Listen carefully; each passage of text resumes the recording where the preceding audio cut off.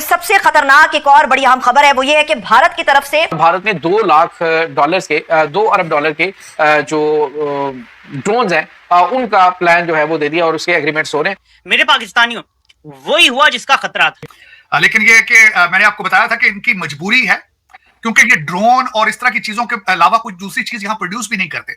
अगर देखा जाए तो हर चीज इंपोर्ट होती है, गाड़ियां भी इंपोर्ट होती हैं, कपड़े भी इंपोर्ट होते हैं, जूते भी इंपोर्ट होते हैं, खुराक तक चाइना से इंपोर्ट होती है। तो अगर ड्रोन बना के ये नहीं बेचेंगे बाहर, तो फिर पकौड़े बेचेंगे, क्या बेचेंगे? इनके पास कोई और प्रोडक्ट नहीं है। बहुत ही बड़ी और लंबी कॉन्फ्लिक्ट की तैयारी हो रही है। भारत की सरकार $2 बिलियन के ड्रोन्स के ऑर्डर्स इस समय दे रही है इमरजेंसी बेसिस पे, और S-400 की डिलीवरी हो चुकी है। कि हमारे आर्मी चीफ परेशान रहे और परसों रात वो सारी जागे रहे, और मेरी इतलात में वो कल रात भी सारी जागे रहे हैं, और वो ये कोशिश कर रहे हैं कि मामलात कहीं निपट जाएं, क्योंकि इधर भारत तैयारियों के अंदर पूरा मुकम्मल बैठा हुआ है। मोदी साहब ने जो टीका नेशनलिज्म का भारत को दिया है, वो अब सर चढ़ के बोल रहा है, इसमें कोई शक नहीं है, आप देख लें उसको।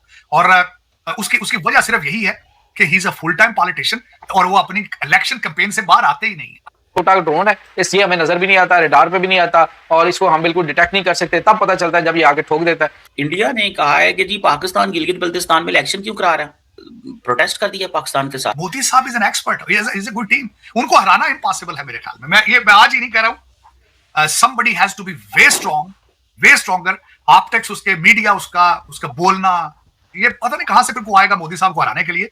अपने लाइफ टाइम में तो मोदी साहब अब इलेक्शन नहीं हारते। और उसके ऊपर इंडियन फॉरेन ऑफिस ने एक बड़ा सख्त किस्म का बयान सामने आ रहा है। तो उसकी क्या हैसियत है? आज तक हमें तो क्लियर ही नहीं है कि Gilgit Baltistan is it part of Pakistan और is it a separate territory, उसका स्टेटस क्या है?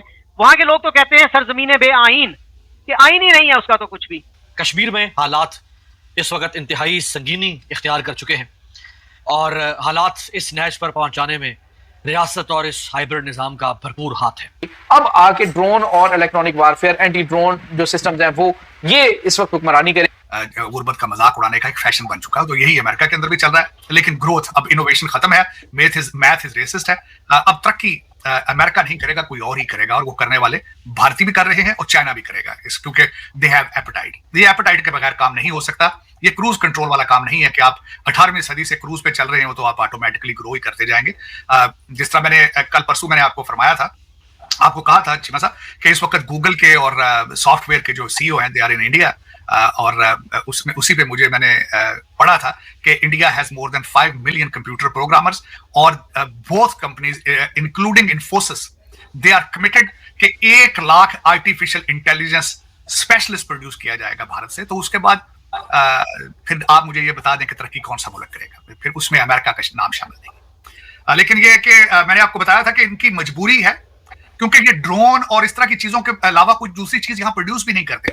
अगर देखा जाए तो हर चीज इंपोर्ट होती है, गाड़ियां भी इंपोर्ट होती हैं, कपड़े भी इंपोर्ट होते हैं, जूते भी इंपोर्ट होते हैं, खुराक तक चाइना से इंपोर्ट होती है। तो अगर ड्रोन बना के ये नहीं बेचेंगे बाहर, तो फिर पकौड़े बेचेंगे, क्या बेचेंगे? इनके पास कोई और प्रोडक्ट नहीं है इसके अलावा। तो इसको रोक के फिर कहां जाएंगे ये? तो ये इनके हालात कमजोर हैं। उसमें बल्कि मैं चीमा साहब ये कहूंगा, कमजोरी का अंदाजा लगा लें कि आज 3 सोल्जर जो है उनको मरे हुए तकरीबन हफ्ता हो रहा है, और अभी तक ये सोच में गुम है कि हम क्या करें। स्ट्राइक कर दिया उन्होंने इराक और सीरिया में। नहीं, वो क्या स्ट्राइक करिए, स्ट्राइक तो ना हुई है। हमें इन्होंने स्ट्राइक आज की, इनके ऊपर 160 स्ट्राइक हो चुकी पहले। तो इन्होंने कौन सी स्ट्राइक है? वो भी डरते डरते कर रहे हैं। बाबा जी हैं, उन्होंने फरमाया है कि हम जंग नहीं छेड़ना चाहते। दूसरे बाबा जी जो ओबामा के रिश्तेदार हैं, उन्होंने भी कह दिया कि हम ईरान के साथ, वो कहते हैं हम थप्पड़ मारना चाहते हैं लेकिन जोर से नहीं मारेंगे। तो ये कौन सी जंग है, कौन सा रिटेलिएशन? 7 स्ट्राइक किया, 7 माफियां भी मांग रहे हैं ईरान से, कहते सट लगी तो नहीं तुम्हें, ऐसे स्ट्राइक करांगे, प्लीज माइंड ना करना। ये भी कौन सी स्ट्राइक है? वो इस तरह ही क्योंकि इलेक्शन का साल है, ओबामा साहब ने कहा होगा कि वरना डेमोक्रेट पार्टी खत्म हो जाएगी, किस तरह जाओगे इलेक्शन में? डोनाल्ड ट्रंप बहुत स्ट्रांग है, वो पटाखा चलाओ, इधर इधर छोड़ दो। अभी तो शुक्र करें इन्होंने उधर चलाया, अमेरिका के अंदर नहीं कुछ चला दिया पटाखा इन्होंने, क्योंकि हालात जो है वो इनके बिल्कुल चीमा सब जज्बों के साथ जंगें लड़ी जाती है, हथियारों के साथ नहीं लड़ी जाती। अफगानिस्तान से जिस तरह ये रुसवा होकर निकले हैं, और बल्कि एक और चीमा साहब बात बताऊं, ये इल्जाम लगाते हैं भारत के ऊपर या दूसरे मुल्कों के ऊपर, पन्नू साहब का, कि ये कर रहे हैं वो कर रहे हैं। अपनी फ्लोर इंटेलिजेंस की वजह से 3 मुल्क इन्होंने तबाह किए, इराक, लीबिया और अफगानिस्तान। तो ये कहते हैं कि दूसरे कंट्रीज आके इंटरफेयर कर रहे हैं अमेरिका में। How dare you say that?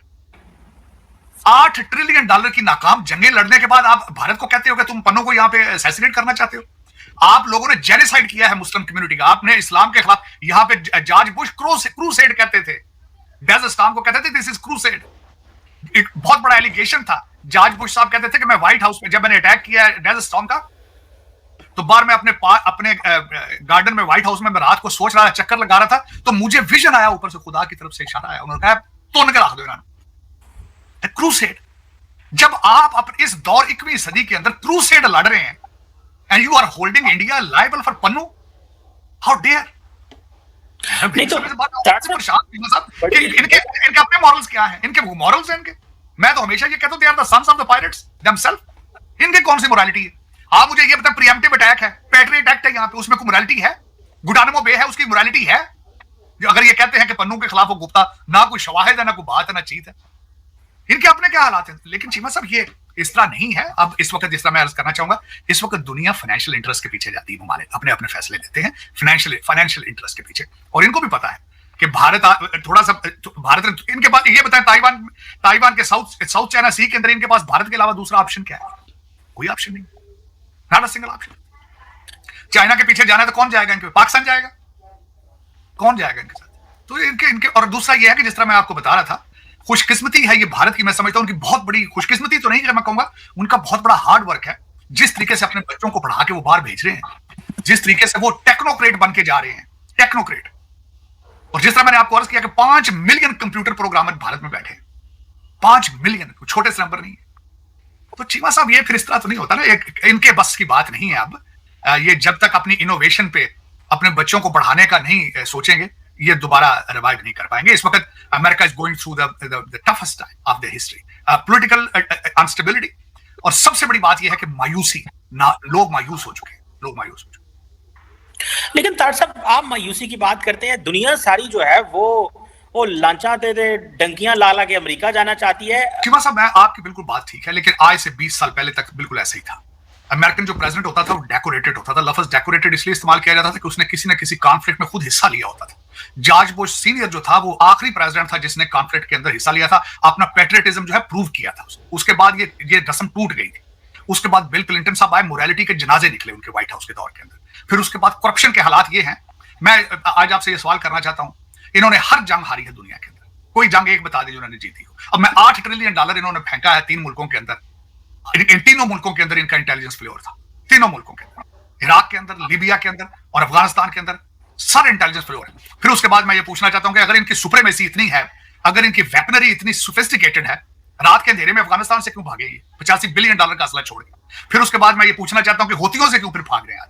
फिर 3 बच्चे इनके मार दिए हैं, 35 जख्मी हैं, पता नहीं जिंदा मर गए हैं। ईरान को सीधा क्यों नहीं अटैक करते? क्यों नहीं उसको जवाब देते? क्यों उससे डर के भाग रहे हैं आज? सुप्रीमेसी, इसको सुप्रीमेसी थोड़ी कहते हैं। दूसरी उसमें बात यह है चीमा साहब, जमहूरियत किसको कहते हैं? जमहूरियत कहते हैं government for the people by the people. अब 12 साल से ओबामा चला रहा है, वो किंग बन चुका है almost. He is determined to make this country king. अब 8 साल आगे मजीद चलाएगा। मुझे ये बताइए, डेमोक्रेसी है? पहली दफा हिस्ट्री में American president never left Washington DC, आज भी डीसी से व्हाइट हाउस से 2 मील के फासले पर रह रहा है।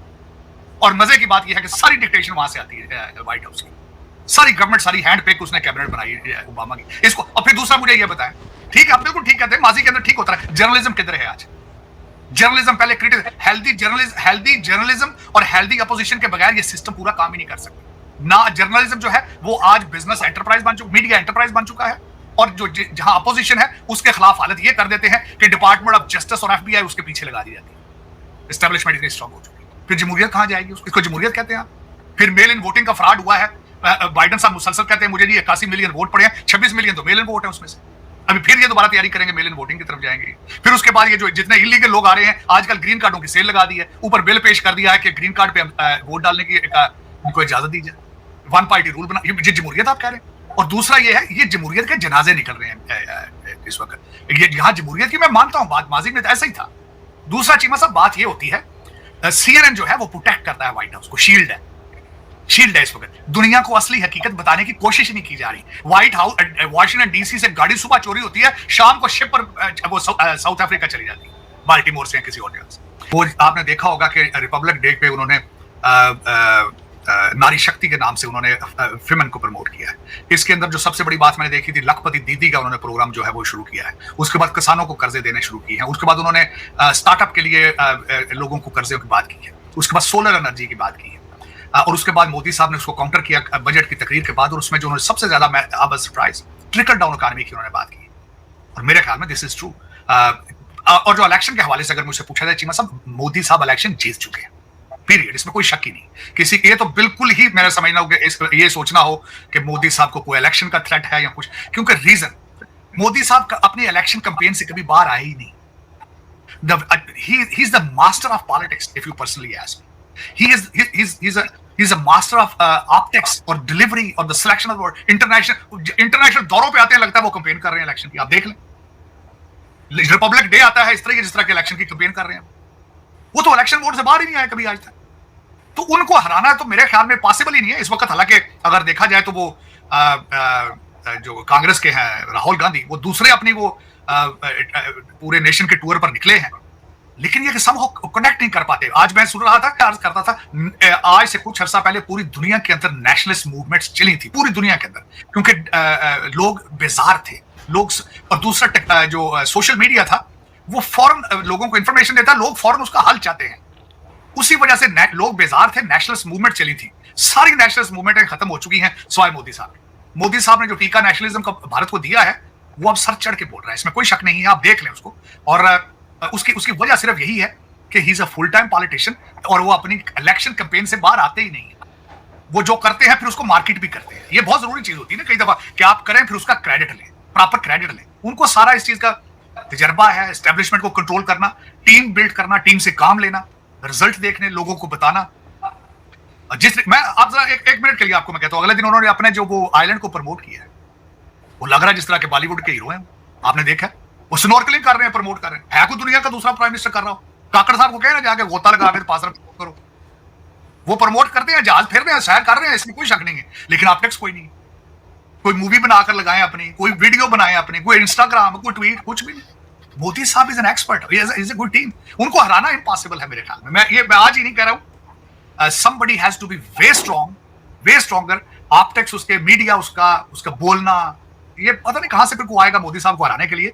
अपने लाइफ टाइम में तो मोदी साहब अब इलेक्शन नहीं हारते। नाज़रीन, बड़ी अहम तरीन डेवलपमेंट्स हैं, बहुत बड़ी खबर आपके साथ हम शेयर करने जा रहे हैं। भारत है, उसने 5 लाख फौजियों को जो ड्रोन है उसके हवाले से ड्रोन वारफेयर की नई ट्रेनिंग जो है वो शुरू करवा दी है। आखिर क्या होने जा रहा है नाज़रीन? इस वक्त सूरत हाल जो है वो ये है कि जितने भी बड़े बड़े ममालिक हैं, जितने भी इस वक्त मॉडर्न वारफेयर के ऊपर तवज्जो दे रहे हैं, वो इस बात को समझ चुके हैं कि अब महंगे और बहुत ज़्यादा भारी असलहा जो है उसकी ज़रूरत नहीं रही।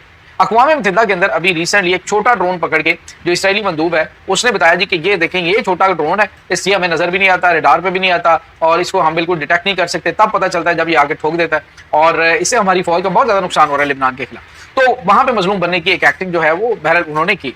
अब जो बताने का मकसद ये है कि जो ड्रोन वारफेयर है, अब नाज़रीन हुआ ये है कि भारत ने इस बात को बड़ा सीरियस ले लिया, और भारत ने $2 अरब डॉलर के जो ड्रोन्स हैं उनका प्लान जो है वो दे दिया, और उसके एग्रीमेंट्स हो रहे हैं कि हम जो है वो $2 अरब के ड्रोन्स खरीदेंगे। ये खुदकश ड्रोन होंगे, जिसके तहत जो 5 लाख इनकी फौज है उसको ये एनुअली, यानी कि एनुअली 1 लाख बंदा है जिसको ये ड्रोन वारफेयर की ट्रेनिंग देंगे, ड्रोन ऑपरेटर्स बनाएंगे। यानी आप यूँ समझ लीजिए कि आने वाले वक्त में जंग जो है वो फिजिकली भी खत्म हो जाएगी, कि अब फिजिकली फौजें आगे आती हैं, आर्मर्ड व्हीकल्स जो हैं वो, उसके बाद इन्फेंट्री, ये सारा कुछ वाइप आउट हो जाएगा। अटली जो है उसकी अहमियत खत्म हो जाएगी। अब आके ड्रोन और इलेक्ट्रॉनिक वारफेयर, एंटी ड्रोन जो सिस्टम्स हैं वो ये इस वक्त हुक्मरानी करेंगे। इंडिया ने कहा है कि जी पाकिस्तान गिलगित बल्तिस्तान में इलेक्शन क्यों करा रहा है? उन्होंने कहा जी हमने तो वो उसके साथ प्रोटेस्ट कर दिया पाकिस्तान के साथ कि ये गिलगित बल्तिस्तान असेंबली कहाँ से बीच में आ गई। अच्छा, एक तरफ वो कहते हैं ये हमारा इंटरनल मसला है, यानी कि आपको लगता है कि इंडिया के एक्सपेंशनिस्ट डिजाइन्स इस हद तक चले गए हैं कि वो गिलगित बल्तिस्तान के इलेक्शन को कहते हैं हमारा इंटरनल मसला है। आपने कहा कि गिलगित बल्तिस्तान पाकिस्तान की टेरिटरी है, तो कहाँ पे पाकिस्तान ने ये कहा है कि ये हमारी टेरिटरी है? पाकिस्तान के आईन में क्या कहीं ये कहा गया है कि गिलगित बल्तिस्तान पाकिस्तान की टेरिटरी है? तो हमारे यहाँ तो आज तक ये कन्फ्यूजन है कि गिलगित बल्तिस्तान कश्मीर का हिस्सा है कि नहीं है। वहाँ की जो है कश्मीर की जो कोर्ट्स हैं वो ये कहती हैं जी गिलगित बल्तिस्तान कश्मीर का हिस्सा है। और एक एग्रीमेंट हुआ था, आपको पता है, कराची एग्रीमेंट जिसको कहते हैं, ऑफ अप्रैल 1949, जिसमें पाकिस्तान की तरफ से जो है वो दस्तखत किए थे मुश्ताक गुरमानी साहब ने, जो मिनिस्टर विदाउट पोर्टफोलियो थे, और AJK की तरफ से उस पर दस्तखत किए थे सरदार इब्राहिम ने और चौधरी गुलाम अब्बास ने। और इस एग्रीमेंट को आपको पता सीक्रेट रखा गया, कहीं 90s में जाके 1990s में पता चला जी इस तरह का भी एक एग्रीमेंट हुआ था। तो उसकी क्या हैसियत है आज तक हमें तो क्लियर ही नहीं है कि Gilgit Baltistan is it part of Pakistan और is it a separate territory, उसका स्टेटस क्या है। वहां के लोग तो कहते हैं सरजमीन बे आइन, कि आइन ही नहीं है उसका तो कुछ भी। तो ये जो मसले मसाइल हैं इनको मेरा ख्याल हमें खुद अपने जहन में क्लैरिटी होनी चाहिए कि हम क्या क्या अरेंजमेंट है, ये गिलगित बल्तिस्तान से हमारा स्टेटस क्या है। और उसके ऊपर इंडियन फॉरेन ऑफिस ने एक बड़ा सख्त किस्म का बयान सामने आ रहा है। क्या वो कह रहे हैं और क्यों उन्होंने ये बयान दिया है, इस पे आज इस वीडियो में बात करेंगे। पाकिस्तान हमारा नाकाबिल तनसीख हिस्सा खाली करे, इंडिया का पाकिस्तान के ज़ेर इंतज़ाम खित्ते गिलगित बल्तिस्तान में इंतखाबात पर एहतजाज। इंडियन हुकूमत ने पाकिस्तान के ज़ेर इंतज़ाम खित्ते गिलगित बाल्तिस्तान में 7 जून को शेड्यूल असम्बली इंतखाबात को गैर कानूनी करार देते हुए पाकिस्तान से शदीद एहतजाज किया है। इंडियन फॉरेन ऑफिस की जानिब से जारी बयान में इंडिया के दरीना मौक़िफ़ का इआदा करते हुए कहा गया कि जम्मू कश्मीर, लद्दाख और गिलगित बल्तिस्तान के इलाके इंडिया के अटूट और नाकाबिल तनसीख हिस्से हैं।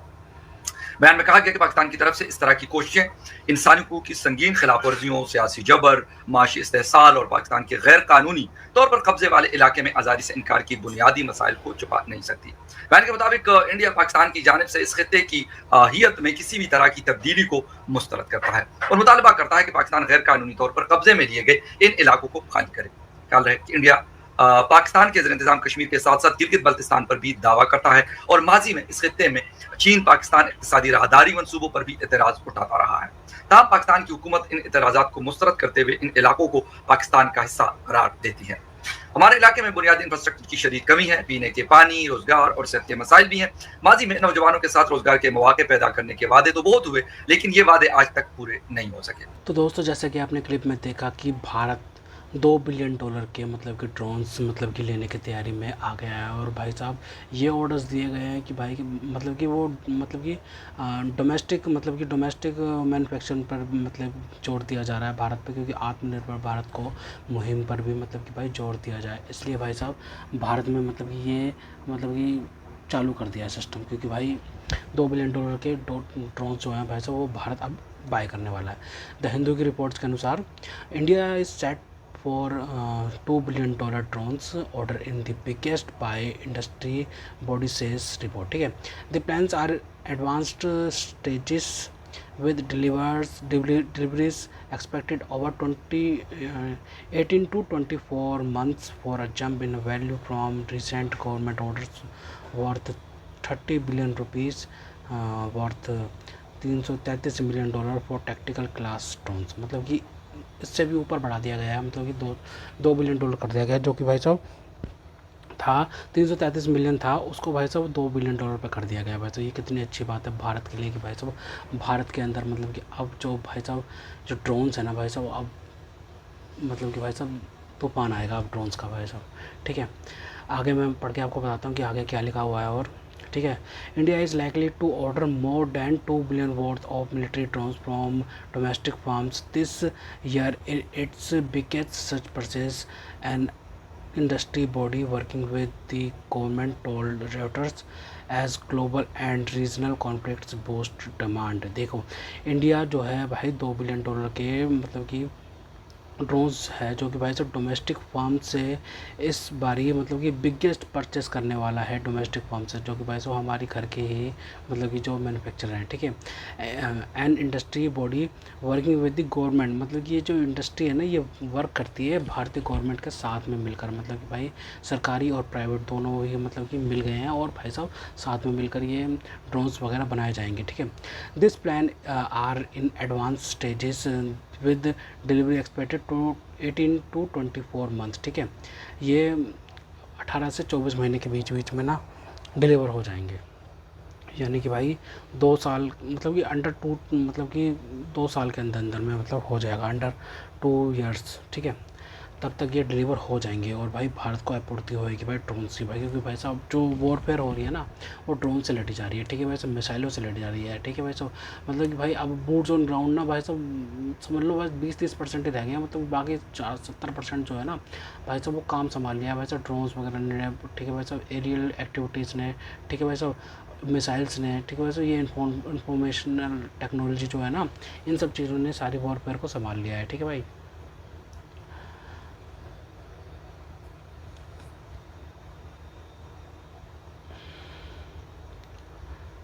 ठीक है, मैं आपको आगे पढ़ के तो सुना देता हूँ। In the next phase tactical drone procurement in India may exceed 200 billion rupees और मोर देन 2 बिलियन रुपीज़। ठीक है, सेठ शाह यानी कि अमित शाह जी जो हमारे क्या बोलते हैं होम मिनिस्टर जी हैं, उन्होंने कहा है कि was drone federal India represent more than 550 companies and works closely with the government. ठीक है, वैसे अमित शाह जी ने कहा है कि भाई साहब जो भी ड्रोन्स की जो फेडरेशन है जो भाई साहब रिप्रेजेंट कर रही है 550 कंपनियों को, ठीक है, वो मतलब कि काम करेंगे मतलब कि गवर्नमेंट के साथ में मिलकर। ठीक है, और आगे मिस्टर शाह जी ने कहा है कि ठीक है,